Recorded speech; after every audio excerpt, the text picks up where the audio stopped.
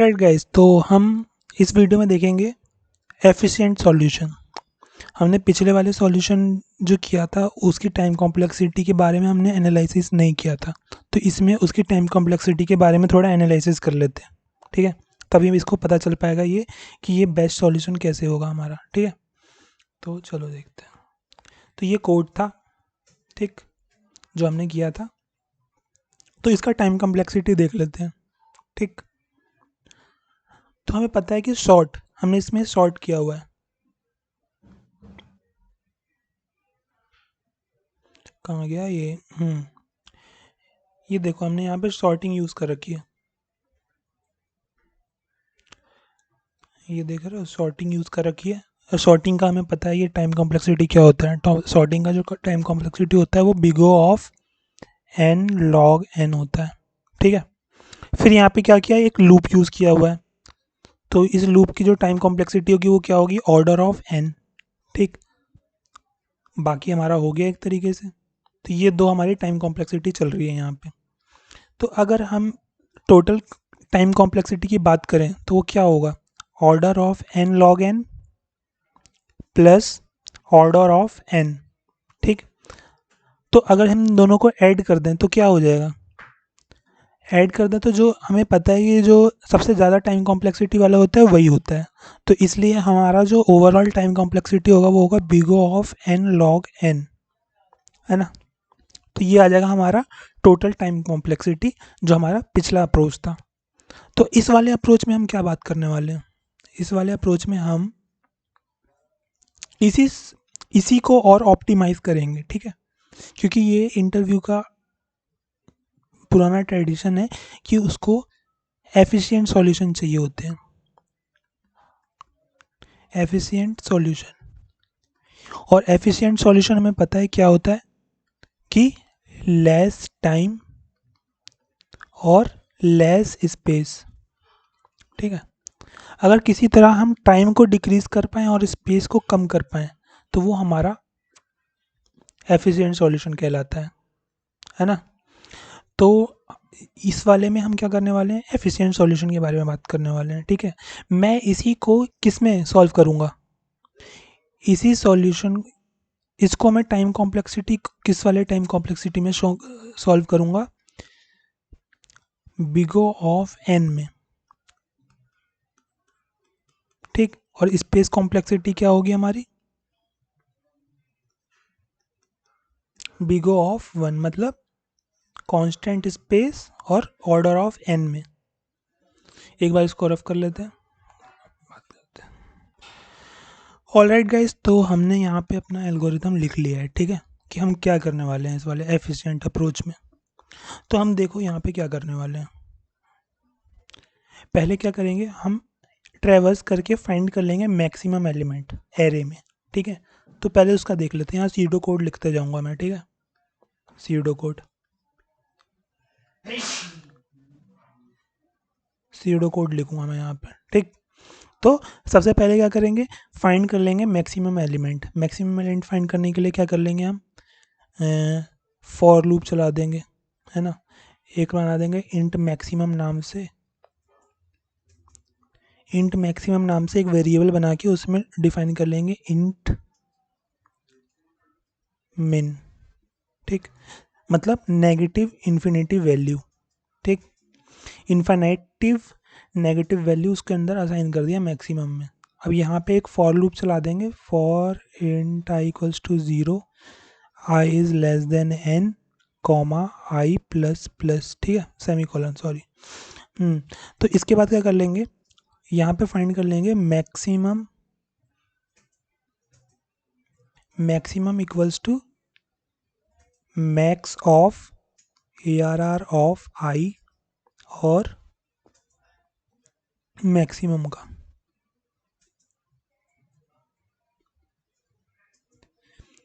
इस लाइन से क्या हुआ देख लेते हैं। इस लाइन से क्या हुआ, ये जो है वो पूरे एलिमेंट को कंपेयर करते जाएगा, इसको इसको इसको इसको इसको इसको इसको इसको इसको। ठीक है, आई इक्वल्स टू 0 से चलेगा, पहले इसको देखेगा। ठीक है, उम्मीद करता हूँ ये आपको आ गया होगा कि मैक्सिमम एलिमेंट कैसे फाइंड करते हैं। ठीक है, इसके बाद क्या करना है, तो इसके बाद क्या करना है हमें, सेकंड स्टेप देखते हैं अपना। सेकंड स्टेप में क्या है, कंपेयर करना है all the elements, compare all the elements with max element one by one. ठीक है, मतलब एक और लूप चलाना पड़ेगा, एक बार और ट्रैवर्स करना पड़ेगा। तो मैं इसको थोड़ा नीचे करता हूँ।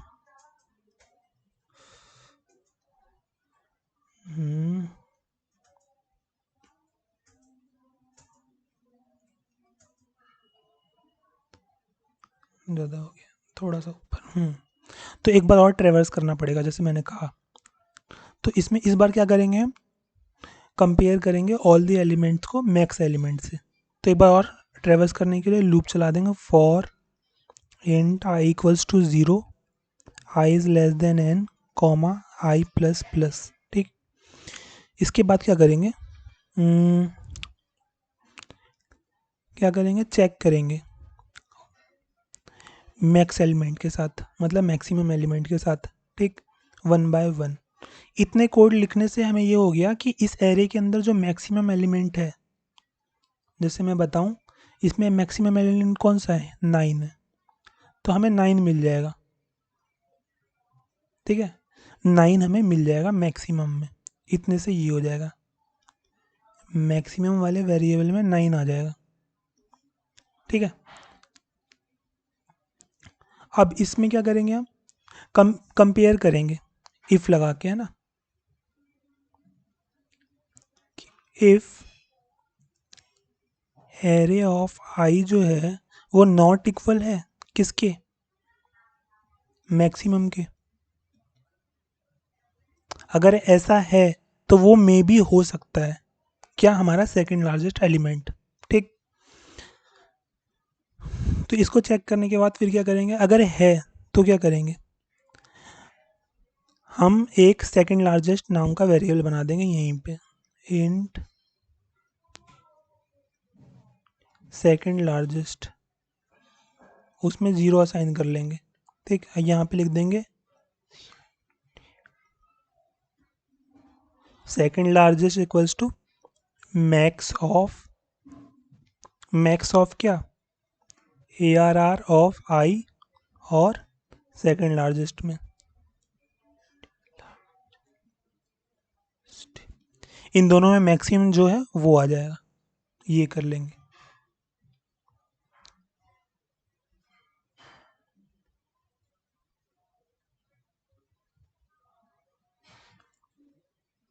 ठीक, तो इतना लिखने से ये हो जाएगा हमारा। उम्मीद करता हूँ आपको समझ में आ गया होगा। ठीक, जैसे मैंने यहाँ लिख रखा है कि during comparison finding the element which is not equals to max, जो कि मैक्स के इक्वल ना हो। ठीक, और मैक्सिमम हो in the array, maximum in the array के लिए हम ये वाला कोड लिखे, और इसके इक्वल ना हो इसके लिए ये वाला लिखे। उम्मीद करता हूँ इतना समझ में आ गया होगा।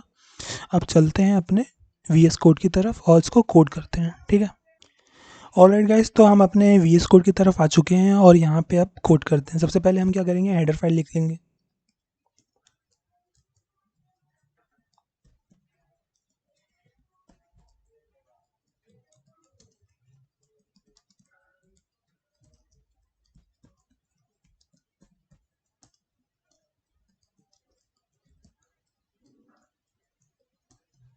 ये वही वाला कोड है जो एरे से इनपुट लेते हैं। ये इसमें मैं आपको ज़्यादा टाइम वेस्ट नहीं करूँगा, यहाँ से मैं ये कोड उठा लूँगा।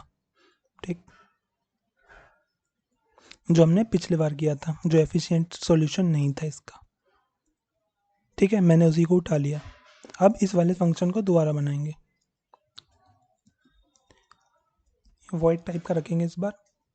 ठीक, इस बार वॉइड टाइप का रखते हैं इसे।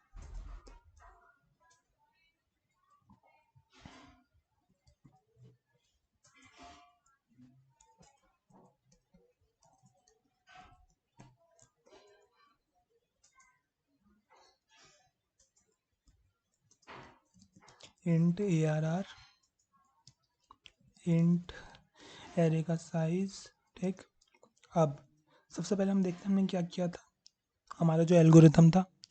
तो एल्गोरिथम में हमने देखा कि सबसे पहले क्या करना है, फाइंड करना है मैक्सिमम एलिमेंट को। ठीक है, मैक्सिमम एलिमेंट के लिए हमने देखा कि यहाँ पे हम क्या कर रहे हैं, यूज़ इंट मिन का यूज़ कर रहे हैं। ये सी प्लस प्लस की लाइब्रेरी थी, ठीक है, ये वाली करके बताता हूँ।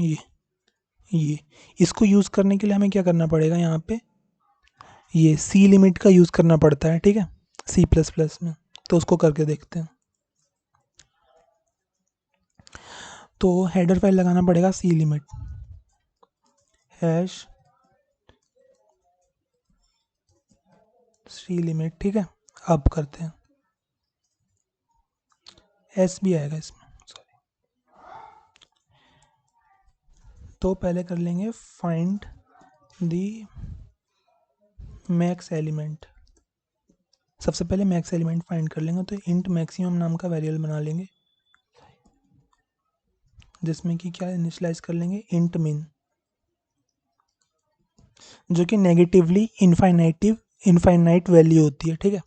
अब एक लूप चला देंगे, for int i equals to 0 comma i is less than n comma i plus plus, ठीक है। यहाँ पे मैक्सिमम इक्वल्स टू क्या होगा, मैक्सिमम और ARR ऑफ आई, ठीक है। इन दोनों में मैक्सिमम जो होगा वो आ जाएगा। हमने यहाँ पे मैक्सिमम एलिमेंट फाइंड कर लिया है। अब क्या करेंगे, ज़रा देखते हैं। इसके बाद हमें क्या करना था, कंपेयर करना था ऑल एलिमेंट को, ठीक है। यहाँ पे लिखा हुआ है compare all the elements 1 by 1, मतलब दोबारा से एक और लूप चलाना पड़ेगा। तो for int i equals to 0 comma i is less than n comma i plus plus, ठीक है। इसमें क्या करेंगे, हमने एक और लूप चला दिया। अब कंपेयर करना है मैक्सिमम एलिमेंट से सबको। तो इससे पहले हमें एक वेरिएबल डिक्लेयर करना पड़ेगा, int second max equals to 0 initialise कर देते हैं। अब यहाँ पे एक चेक करते हैं कि if element is not present to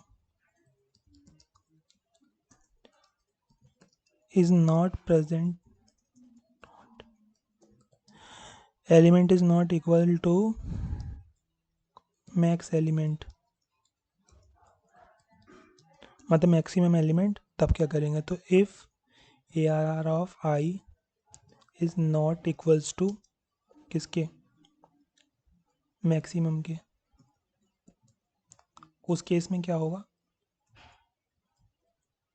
उस केस में हम अगर नहीं है तो वो मे भी हो सकता है। क्या इट मीन्स क्या है कि वो हमारा सेकंड लार्जेस्ट एलिमेंट हो सकता है। तो उसमें हम थोड़ा सा और देखेंगे, second max equals to max of second max comma ARR of i, ठीक है। ये हो जाएगा हमारा। तो इससे हमारा आ जाएगा वो निकल के। अगर ऐसा नहीं हुआ तो क्या होगा, बताओ, ऐसा नहीं हुआ तो क्या होगा, इसके बारे में सोचते हैं।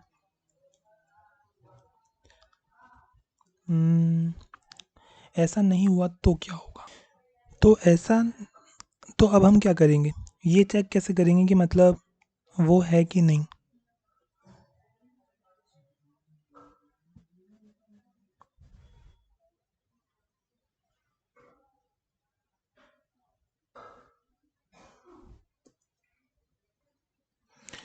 तो अब हम क्या करेंगे, जैसे ही लूप ख़त्म हो जाएगा उसके बाद क्या करेंगे कि इफ़ सेकंड मैक्स अगर इक्वल हुआ किसके, इंट मिन के,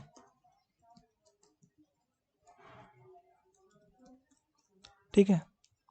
सेकंड मैक्स जो है वो अगर इंट मिन के इक्वल हुआ, मतलब जो उसमें था वही रहा, या आप ये भी कह सकते हैं यहाँ पे मैक्सिमम के इक्वल हुआ, बात सेम है क्योंकि मैक्सिमम के अंदर ही है इंट मिन। तो हम क्या कर देंगे, सी आउट कर देंगे,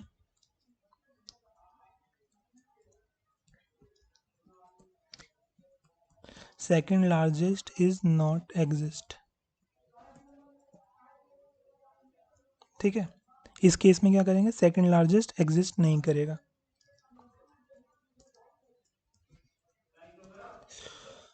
ठीक, अगर ऐसा नहीं हुआ तो यहाँ पे लगाने की जरूरत नहीं है। एल्स सी आउट क्या, किसको कर देंगे, सेकंड मैक्स को, second max E N D L. ठीक है, तो इस तरीके से ये वाला कोड पूरा हुआ हमारा, है ना। तो अब इसको रन करा के देख लेते हैं। इसका जो बेस केस होगा वो वही पुराने वाले बेस केस की तरह होगा जो हमने बेसिक वाला समझाया था आपको। क्या था इसका बेस केस, कि अगर 2 से कम हुए एलिमेंट तो वही वाला बेस केस इसका भी रहेगा। ठीक, एफिशिएंट वाले का। तो यहाँ पे लगा देते हैं बेस केस, कि इफ एरे का साइज जो है वो लेस देन हुआ 2 से, तो हम क्या कर देंगे, रिटर्न कर लेंगे, कुछ रिटर्न नहीं करेंगे। ठीक, सीधी सी बात, कुछ रिटर्न नहीं करेंगे और कुछ प्रिंट भी कर देते हैं, है ना। तो सी आउट कर देंगे, वही वाला मैसेज जो यहाँ पे लिखा था। यहाँ से कॉपी कर देता हूँ इसको, यहाँ पे पेस्ट कर देता हूँ। ठीक है, एग्जिस्ट ही नहीं करेगा अगर ऐसा रहा तो। अब हमारा ये कोड पूरा हो चुका है, रन करा के देख लेते हैं। ठीक, तो कंट्रोल आर, ठीक है, सॉरी ये मैंने कंपाइल गलत कर दिया। G++ एफिशिएंट वाला कर रहे हैं, ए डॉट ये। ठीक, 5 एलिमेंट ले लेते हैं, 1 2 7 3 2 3 4, 5 एलिमेंट से देख लेते हैं। 4 आया। देखो इसमें मैक्सिमम एलिमेंट क्या था हमारा, मैक्सिमम एलिमेंट जो था वो था 7 और सेकंड मैक्सिमम क्या था 4, इसलिए हमारा इस केस में क्या होगा 4, जो कि आउटपुट हमारा सही आया है। दूसरा टेस्ट केस चला के देखते हैं एक बार ऐसे ही। अगर 5 एलिमेंट हैं, ठीक है, और सारे जो हैं वो सेम ही हैं, तब उस केस में 0 प्रिंट, सही बात है। ठीक है, 0 प्रिंट नहीं होना चाहिए, वैसे -1 होना चाहिए एक तरीके से।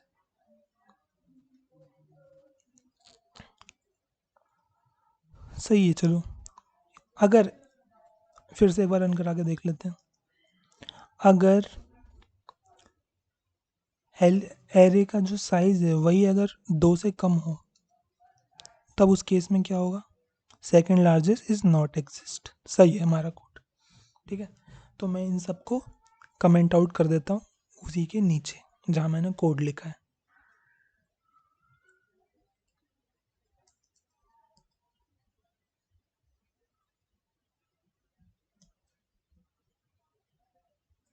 मैंने कमांड आउट कर लिया। अब इसके टाइम कॉम्प्लेक्सिटी के बारे में, तो अब हम इसकी टाइम कॉम्प्लेक्सिटी देख लेते हैं कि क्या होगी इसकी टाइम कॉम्प्लेक्सिटी।